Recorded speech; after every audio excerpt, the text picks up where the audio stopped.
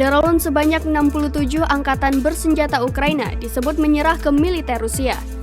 Rekamannya ramai beredar di media sosial Facebook pada Kamis 24 Maret 2022. Dalam keterangan unggahan disebutkan, 67 angkatan bersenjata tersebut menyerah kepada militer Rusia di dekat wilayah Kiev. Mereka terlihat dimasukkan ke dalam sebuah ruangan tertutup. Di sana para tentara Ukraina diperiksa. Tentara yang terluka juga diberi pertolongan oleh militer Rusia.